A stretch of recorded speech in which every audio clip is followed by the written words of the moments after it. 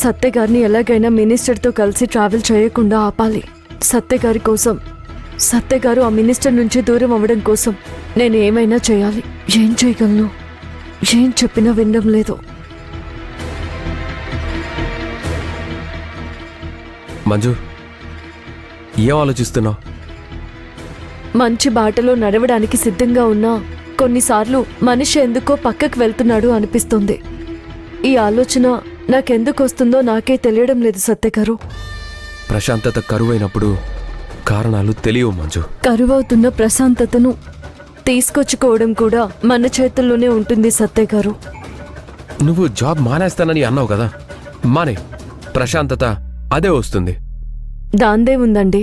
నా ప్రశాంతత మీ మీదనే ఆధారపడి ఉంటుంది. ఎప్పుడు ఎలాంటి ప్రమాదం మిమ్మల్ని పలకరిస్తుందో ఏమో అని చాలా భయమేస్తుంది. మీరు యూత్ ప్రెసిడెంట్ పదవిని నెత్తిన పెట్టుకుంటే అది నా కంటికి నిప్పుల కుంపటిలా అనిపిస్తుంది. రాజకీయంలో మిమ్మల్ని ఒకరు మెచ్చుకునేవారుంటే ఇంకొకరు నొచ్చుకునేవారుంటారు. అందుకే మీరు చెప్పినట్టు నేను నా జాబ్ని మానేస్తాను.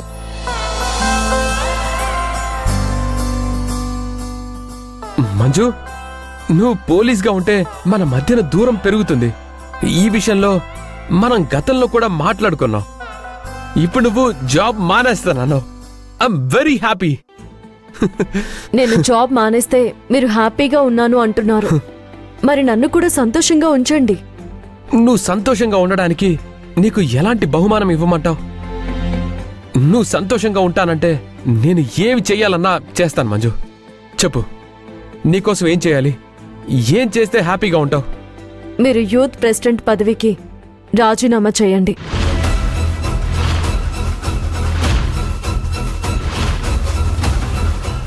మీరు ఆ మినిస్టర్ దగ్గరికి వెళ్లకుండా ఉంటే నేను సంతోషంగా ఉంటాను. ఏం మాట్లాడుతున్నావు మంజు? అవునండి, మీరు చెప్పినట్టు వింటాను. మనం హ్యాపీగా ఉందాం. మనం మళ్ళీ కొత్తగా లైఫ్ స్టార్ట్ చేద్దాం. నేను పాలిటిక్స్ వదిలి వస్తానని నీతో చెప్పానా? మీరేం చెప్పలేదు, కానీ నేను మిమ్మల్ని రాజకీయాలు వదిలేయమంటున్నాను. అన్నా అన్నా అని మీరు ఎవరినైతే కలవరిస్తున్నారో ఆ అన్న రాజకీయ చిత్రపటాన్ని ఒకసారి చూడండి.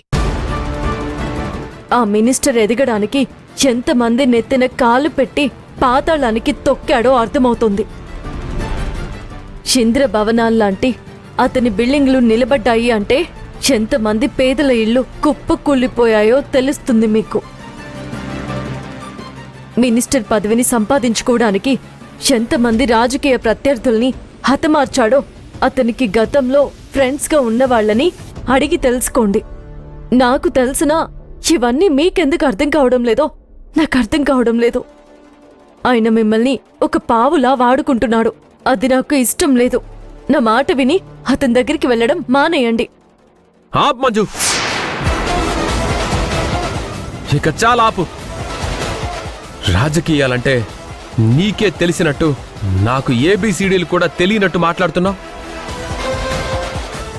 పాలిటిక్స్ని కెరీర్గా తీసుకుంటే కష్టాల్ని కూడా ఈజీగా జయించాలి. జయిస్తాను అనే నమ్మకం కలిగిన తర్వాతే నేను పాలిటిక్స్ని కెరీర్గా మలుచుకున్నాను. ఇక్కడ ఆశ నాది, ఆశయం నాది. నా ఆశయం కోసం నేనెంత రిస్క్ అయినా ఫేస్ చేస్తాను. చూడండి, ఎంత చెప్పినా మీ మాట మీదే, కానీ ఎందుకు చెప్తున్నానో అర్థం చేసుకోవడం లేదు.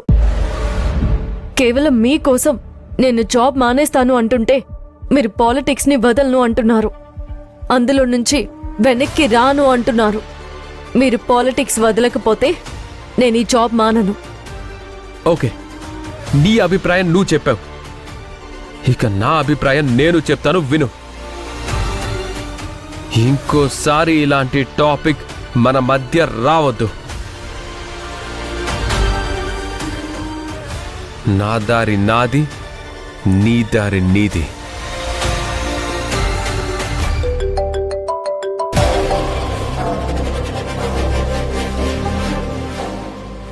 అన్నా, వస్తున్నాను.